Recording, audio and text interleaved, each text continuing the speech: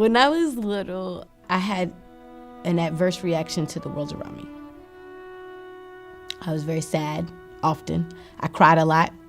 I was in a very unhappy place. If I wasn't crying, I was laughing. Because people told me I had that variance in energy, like I was two extremities and I was so dramatic. Like it was either the most hilarious thing on earth or the worst thing that's ever happened. There was no happy medium. And so I took to the theater. It felt right to me and it allowed me to use my imagination. It was a form of escapism for me. I could pretend that I wasn't who I was.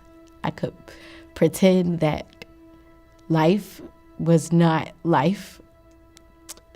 I could create my own environment and I was safe there and free there and I belonged there.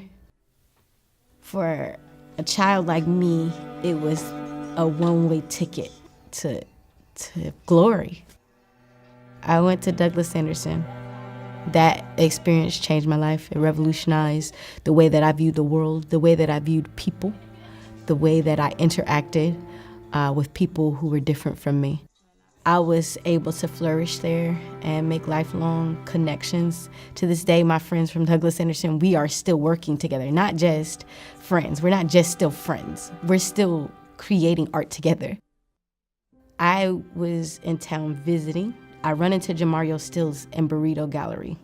JaMario Stills also attended Douglas Anderson, and he's important to me because he's the first Black kid I ever knew to leave and go off to Julliard.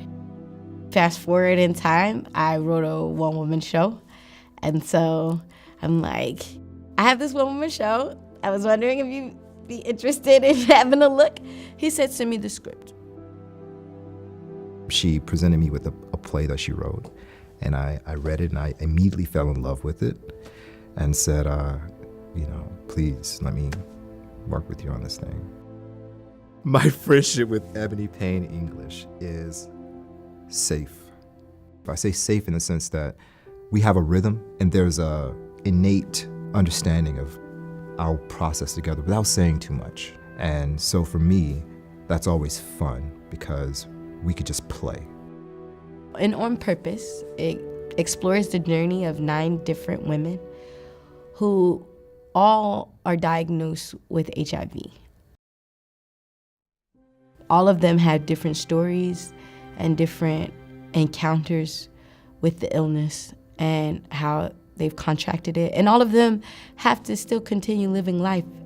It just explores femininity and the strength that lies within, the vulnerabilities that lies within, and some of the demons that we find within ourselves when we start to associate our identity with the opinions of others and with the concept of shame. And so On Purpose is about learning to love yourself with intent and as a purposeful act on a daily basis, and learning to love others with that same kind of intent and purposeful action. I want to empower women on a daily basis to be less afraid, to define what it is to be feminine for them. The play is about an issue that ultimately affects everyone. I would like for the audience to deepen their knowledge about the situation. I'm inspired to know more. And so if people can walk away from this play, not only being entertained and engaged, but like excited, and then, hopefully, if you're moved, get involved. This is not a play to just come and get entertained and go home. This is a problem. I want you to act. I want you to do something.